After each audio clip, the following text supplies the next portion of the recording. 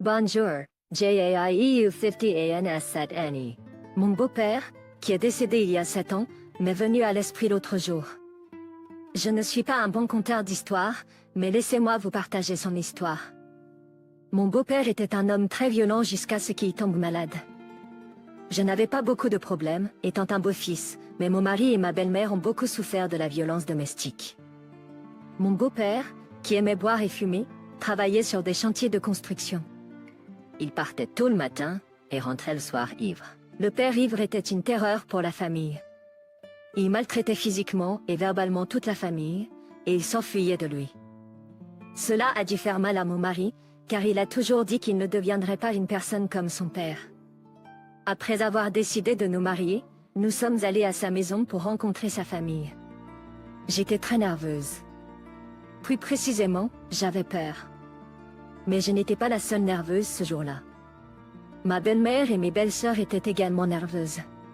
Ma belle-mère a dit qu'elle avait peur, parce qu'il pouvait s'énerver à tout moment, sans raison. Il a dit qu'il se sentait mal parce qu'il était trop jeune et faible pour protéger sa mère et ses sœurs. En entendant dire de telles choses, je me suis sentie désolée pour lui. Peut-être était-ce pour cela qu'il était gentil avec sa mère et ses sœurs, mais il était assez indifférent quand il s'agissait de son père. Je savais ce qu'il ressentait à propos de son père, alors j'ai pris soin des choses qui concernaient mon beau-père. Au début, je me suis aussi sentie mal à l'aise et j'avais peur de mon beau-père. Mon beau-père savait que j'étais mal à l'aise en sa présence et il n'a pas créé de situation où j'ai dû le rencontrer seul. En raison de circonstances familiales comme celle-ci, de grandes vacances annuelles étaient juste une douleur. Mes belles-sœurs n'ont même pas pris la peine de rendre visite à leur famille. Le beau-père était encore plus en colère face à ce fait, ce qui a aggravé les choses avec ses paroles et ses actions violentes. Mon mari se levait toujours pour lui, prenant le parti de sa mère, ce qui a empiré les choses. Chaque fois que cela se produisait, je ramenais ma petite fille à la maison, loin du combat. Comme cela se répétait chaque année, j'avais mal à la tête. J'avais un traumatisme pour les vacances familiales non pas parce que je devais travailler autant que tout le monde, mais à cause de mon beau-père. Un jour, ma fille de 6 ans a refusé de rendre visite à ses grands-parents parce qu'elle avait peur de son grand-père. Maintenant que même la petite fille avait peur de son grand-père, mon mari était réticent à se rendre à la maison de ses parents. À un moment donné, tout le monde s'est rassemblé à ma maison, laissant mon beau-père de côté. Nous sommes simplement allés dîner sans lui. Lorsque mon beau-père l'a découvert, il a bu et tout cassé à la maison, exprimant sa colère. Comme ces circonstances vicieuses se sont répétées, je me suis aussi lassée. Après quelques années, c'était l'anniversaire de mon beau-père, il allait avoir 60 ans. L'anniversaire des 60 ans est important pour tout le monde. Je savais que mon mari n'aimerait pas ça, mais j'ai réussi à lui parler pour qu'il prenne du temps pour un petit dîner. Nous sommes allés à la maison de ses parents après un long moment. Mon beau-père était vraiment heureux de nous avoir. Lui-même, il a même donné un petit peu d'argent de poche à ma fille pour la première fois. Ce petit geste gentil m'a fait penser que tout se passerait bien ce jour-là. Mais l'alcool a été le problème. Mes belles-sœurs sont arrivées, et nous allions passer à table. Puis quelques verres ont gâché tout. La colère venait de la tristesse qu'il avait ressentie depuis longtemps. J'ai travaillé dur et je vous ai élevé, mais maintenant vous êtes tous centrés sur votre mère et me laissez derrière? Vous êtes tous de mauvais enfants. Vous ne savez pas ce que j'ai ressenti. J'ai sorti les sentiments que j'avais gardés dans mon esprit depuis longtemps et je les ai criés. Gina, je sais que tu veux essayer, mais ne refais plus jamais de rassemblement familial. Je suis fatiguée de lui, au point que je veux changer mon nom de famille. Marie, dois-tu vraiment être comme ça? Je suis désolée que les choses se soient passées ainsi. Je le savais. Dieu merci, j'ai laissé ma famille à la maison. C'était stupide de ma part de penser que ça marcherait. Il ne changera jamais. Cela semblait presque injuste d'entendre la plus jeune belle-sœur dire de telles choses. J'étais aussi contrariée, mais ils m'en ont tenu responsable. Même mon mari m'a blâmé d'essayer. Je me suis dit, je ne réessayerai plus jamais. Après l'incident, toute la famille ne s'est pas réunie pendant un certain temps. Nous nous sommes réunis uniquement pour l'anniversaire de la belle-mère tous les ans et avons demandé comment tout le monde allait. Mis à part cela, nous ne nous sommes pas vus. Ma belle-mère est venue parfois chez moi, fuyant la violence du beau-père. J'étais occupée à calmer mon mari en colère. Puis un jour, mon mari a dit qu'il voulait emmener sa mère à l'hôpital pour des contrôles. Alors, je l'ai accompagnée à l'hôpital. C'était sa première fois. Elle était inquiète d'avoir une mauvaise maladie. J'ai essayé de la rassurer en parlant de beaucoup de choses, surtout sur la violence du beau-père. J'ai écouté les histoires de la belle-mère et j'ai demandé « Pourquoi ne divorces-tu pas déjà après toutes ces années difficiles ?» Je savais que ce n'était pas à moi de dire de telles choses, mais je devais le faire. Il n'avait pas d'enfants pour s'occuper d'eux. Je ne comprenais pas pourquoi elle supportait toute cette violence pour elle-même. Puis elle a dit « J'y ai pensé, mais c'est mon mari.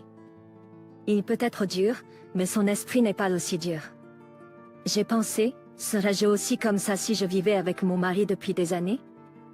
Les choses ne faisaient pas de sens pour moi. Est-ce que je serais capable de mieux la comprendre si je vivais avec mon mari depuis longtemps? Heureusement, tous ces résultats étaient bons pour son âge. Le médecin lui a également conseillé de faire attention à sa pression artérielle et de faire de l'exercice régulièrement. Mais le problème venait d'ailleurs. Quelques jours plus tard, ma belle-mère m'a appelé en me disant de rentrer à la maison immédiatement. En arrivant, je l'ai trouvé mon beau-père effondré sur le sol. Il avait une selle sanglante et a perdu connaissance. J'ai appelé le 911 et une ambulance, et nous sommes allés directement à l'hôpital. J'ai essayé de calmer ma belle-mère. Ensuite, j'ai appelé mon mari et mes belles-sœurs. Le beau-père a subi de nombreux examens. Entre-temps, enfin, nous avons obtenu un résultat. Il a été diagnostiqué avec un cancer colorectal terminal. Faisant empirer les choses, il a bu et fumé pendant si longtemps que son foie et ses poumons n'étaient pas forts non plus. Mes belles-sœurs calmes ne sont jamais venues à l'hôpital, utilisant toutes les excuses qu'elles pouvaient trouver. Mon mari est venu à l'hôpital mais n'est jamais entré dans la chambre où se trouvait son père. Donc, ma belle-mère et moi nous relayons pour prendre soin de mon beau-père. Cependant, mon beau-père avait un caractère avec un autre patient dans la même chambre, ce qui nous a causé des ennuis à ma belle-mère et à moi. Inévitablement, nous avons dû le déplacer dans une chambre simple, ce qui alourdit la charge des factures d'hôpital. Plus tard, mon mari était en colère contre moi pour ne pas lui avoir demandé avant d'avoir fait quelque chose d'inutile. J'étais très bouleversée et en colère parce que c'était le père de mon mari que je prenais soin de lui et il ne venait pas m'aider. Au lieu de me remercier, mon mari criait sur moi. Ensuite, j'ai pensé que c'était le devoir d'un fils envers son père, mais je n'ai rien dit parce que je ne voulais pas empirer les choses. Après ces jours-là, mon beau-père a subi une intervention chirurgicale. Après l'intervention chirurgicale, le médecin a demandé pourquoi il était venu à l'hôpital maintenant, même s'il avait ressenti des symptômes horribles depuis un certain temps. Le médecin a ajouté que même si une opération avait été réalisée, les cellules cancéreuses s'étaient propagées dans tout son corps et ne pouvaient être enlevées. Il a dit qu'il ne pouvait pas recommander la chimiothérapie car elle ne serait évidemment pas très utile. Cette nuit-là, toute la famille s'est réunie chez moi, à l'exception de ma belle-mère, pour discuter de la situation. Mes belles-sœurs ont dit qu'elles ne voulaient pas continuer avec la chimiothérapie si le résultat est incertain. Elles voulaient abandonner parce que la chimiothérapie coûterait trop cher. Mais je n'ai pas pu abandonner l'homme, alors je lui ai demandé, pourquoi ne vendons-nous pas la maison des parents? La belle-mère peut vivre avec nous. Je l'ai convaincu en disant que l'argent de la maison pourrait payer les factures de l'hôpital. Il n'avait pas d'idée meilleure, alors nous avons décidé de persuader la belle-mère. Plus tard, nous l'avons partagé avec la belle-mère et elle a accepté de vendre la maison, mais a dit qu'elle voulait louer un petit studio ailleurs, pas chez nous. Elle a dit qu'elle ne voulait pas être une autre charge pour nous. Je lui ai dit que j'allais bien avec elle vivant avec nous, mais mon mari voulait faire comme elle le souhaitait. Pas longtemps après, le beau-père a commencé sa chimiothérapie. Au début, il avait l'air bien, mais il a commencé à perdre beaucoup de poids et il a ressenti une douleur si intense qu'il ne pouvait pas vivre une minute sans un tranquillisant. Il m'a même demandé de l'aider à mourir. C'était tellement difficile pour moi de le regarder comme ça. Je n'arrive pas à imaginer ce que ma belle-mère a dû ressentir. Au fil du temps, elle a dit que c'était dur de le voir souffrir. Depuis, je suis allée et venue à l'hôpital toute seule pour surveiller mon beau-père. Et finalement, sa chimio s'est terminée. Heureusement, le beau-père semblait s'améliorer. Mais le problème était que la famille de mon mari était toujours réticente à le rencontrer. Mon mari était occupé par son travail, et les belles-sœurs ne l'ont pas visité avec beaucoup d'excuses. Ma belle-mère, pour une raison quelconque, l'a regardé de loin et ne s'en est pas approchée. Je commençais à être fatiguée de m'occuper de lui. J'étais stressée, alors j'ai commencé à me plaindre de la famille de mon mari. Je m'excusais auprès de ma fille qui a besoin de sa mère. Je m'excusais également auprès de ma propre mère qui a dû subir une opération du dos. J'aurais vraiment voulu être là pour ma mère le jour de son opération, mais je ne pouvais pas la laisser seule. Je suis sûre que mon père a eu du mal. À cause de cela, j'étais également en colère et j'ai crié sur mon mari qui a dit qu'il ne pouvait pas venir parce qu'il travaillait tard. Toi et ta famille êtes si méchants. Je ne peux même pas aller à l'opération de mes parents parce que je dois prendre soin du vôtre. Quand cela va-t-il finir? Quand vas-tu commencer à t'occuper de tes propres affaires? J'ai eu une montée d'émotion et j'ai éclaté en larmes. Mon père s'est réveillé à ce moment-là et a tout vu. Depuis, il passe plus de temps à dormir qu'éveillé. Le médecin a dit que cela pourrait être dû à la perte de force et d'énergie due à la chirurgie et à la chimiothérapie, et surtout, il semble qu'il ait perdu l'envie de vivre. Il avait perdu l'envie de vivre, et je me suis sentie coupable de tout. Depuis, je suis restée au chevet de mon beau-père et lui ai dit ce que je ressentais vraiment quand il dormait. Marcus, demain, c'est le début de l'automne. Cela fait 1 an que tu es à l'hôpital. Honnêtement, je ne pensais pas que je prendrais soin de toi aussi longtemps. JAISA, mais JNE suis peut-être pas un très bon belle fille TJ à l'admets parfois, tout comme mon mari. Mon beau-père a gardé les yeux fermés, même si mon histoire continuait. Cela m'a un peu forcé à être honnête et à lui parler de mes vrais sentiments. Marcus, il fait beau aujourd'hui. Tu ne rouvres pas les yeux, même si tu es réveillé par hasard? Si tu le fais, je commencerai à ne plus t'aimer, tout comme mon mari. Ne me fais pas ça, sinon je cesserai d'être ta belle-fille. Si mes paroles de cette nuit-là t'ont blessé d'une quelconque manière, je m'excuse sincèrement. Je ne voulais pas te blesser, Marcus. Pardonne-moi et montre-moi ton sourire. Cette nuit-là, j'ai parlé à mon beau-père endormi comme je le faisais tous les jours. Puis je l'ai regardé et il me regardait. Marcus, tu es réveillé? Sais-tu depuis combien de jours tu dormais? J'étais trop surprise pour le regarder, et je ne me souviens plus de ce que j'ai dit à ce moment-là. Il m'a appelé près de lui, et j'ai approché mes oreilles pour écouter ce qu'il allait dire. Et sais-tu ce qu'il a dit? Il a dit, je ne pouvais pas dormir à cause du bruit que tu faisais. J'étais soulagée d'entendre cela. Mais j'étais aussi gênée. Cependant, le beau-père m'a dit de ne rien dire à la famille qu'il était réveillé. Et il m'a aussi raconté une histoire pour que je puisse la garder pour moi. C'était une histoire choquante. J'étais encore plus surprise. Je te le dis parce que je veux alléger mon fardeau. SILT played, NELE partage pas avec ma famille. Puis nous avons commencé à parler. Mes beaux-parents se sont rencontrés par l'intermédiaire d'un entremetteur. Ils se sont inscrits en couple après s'être rencontrés pendant 3 mois. Ils ne vivaient pas leur meilleur jour, alors ils ont loué un petit studio dans une cave. Et un jour, un homme est venu au studio et a dit que ma belle-mère était sa femme. Le beau-père l'a expulsé de la maison. Mais il ne pouvait pas s'en sortir, alors il a finalement creusé dans son passé. Ensuite, il a découvert que la belle-mère avait vécu avec l'homme pendant 3 ans et ils avaient eu un bébé ensemble.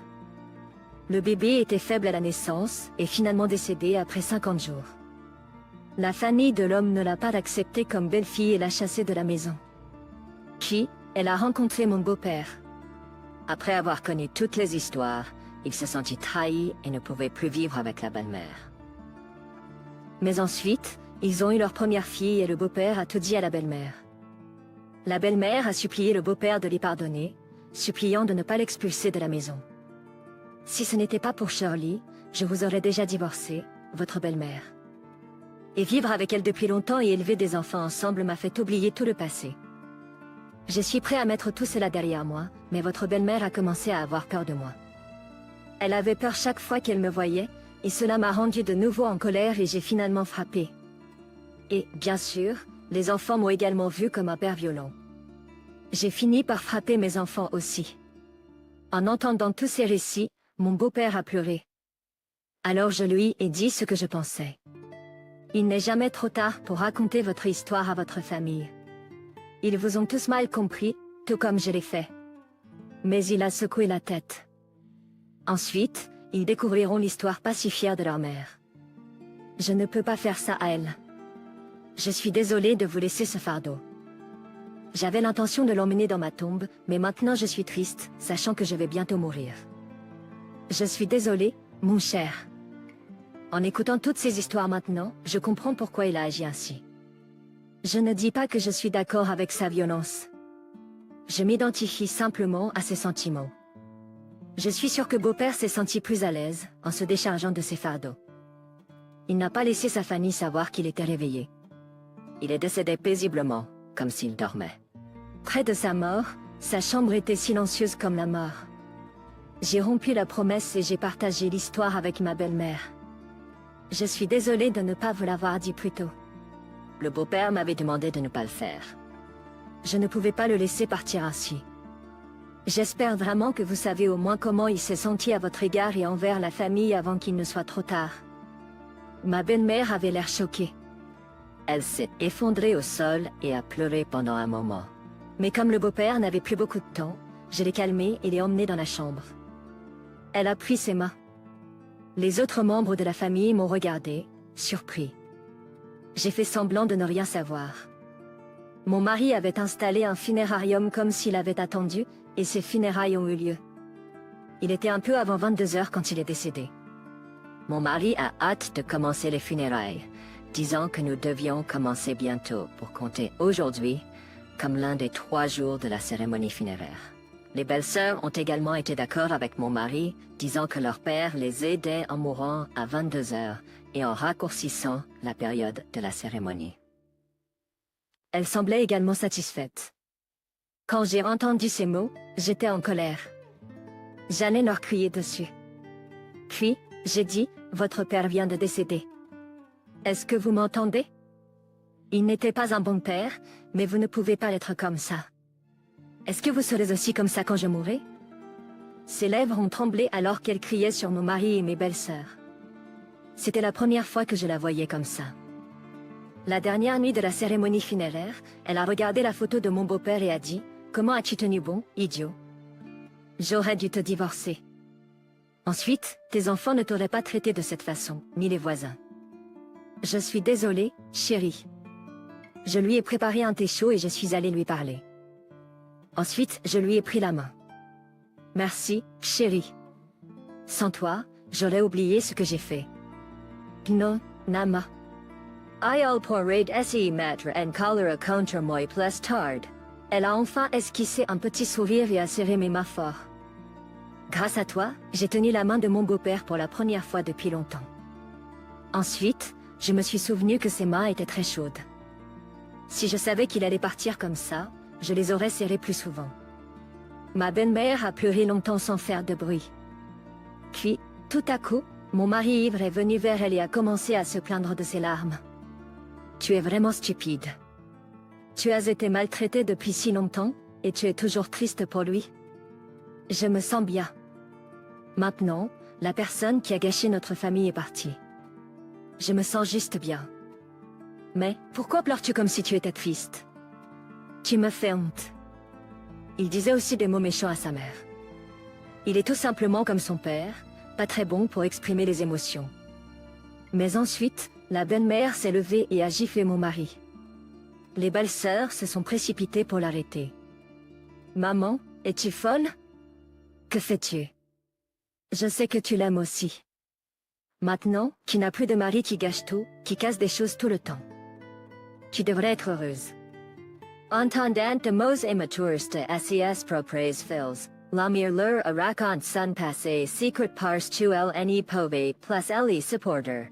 Mon mari et les belles-sœurs ne pouvaient pas l'admettre et mon mari me regardait avec ressentiment parce qu'il voyait que je savais tout à ce sujet. Enfin, le jour du convoi funèbre est arrivé. Je lui ai tout dit avant d'aller au convoi funèbre. Il a pleuré tout le chemin jusqu'au cimetière. Les belles-sœurs ont également commencé à pleurer. Les dernières minutes avec le beau-père ont été remplies de larmes. Le père, détesté par ses enfants toute sa vie, s'est réconcilié avec sa famille et s'est endormi pour toujours. Même maintenant, je me souviens parfois de la nuit où j'ai parlé à mon beau-père. Il pensait qu'il laissait derrière lui son fardeau. Mais ce n'étaient pas des fardeaux, mais plutôt de beaux souvenirs avec lui. Le mois prochain est le 7e anniversaire de mon beau-père. Je ne suis pas une personne des formalités, alors je lui ai préparé son plat préféré pour le service commémoratif. Ce qui est important pour moi, c'est que la famille se rassemble pour se souvenir de lui à nouveau. Je voulais vraiment le réconforter car il était triste d'être exclu de la famille pendant qu'il était en vie. La famille, c'est ce que je ressens et ne manque jamais d'assister à la cérémonie. Il nous a laissé un très grand cadeau, la famille. Je pense que chaque adieu laisse des sentiments persistants. Les mauvais souvenirs sont perdus et les bons souvenirs deviennent encore plus solides avec le temps. Au final, ce sont les souvenirs qui durent. J'espère que vous n'avez pas de regrets et que vous parlez souvent à votre famille. Merci de m'avoir écouté l'histoire de mon beau-père. S'il vous plaît, laissez vos mots de soutien et de conseils avisés dans la section commentaires. Les likes et les abonnements m'aident beaucoup. Passez une excellente journée, tout le monde.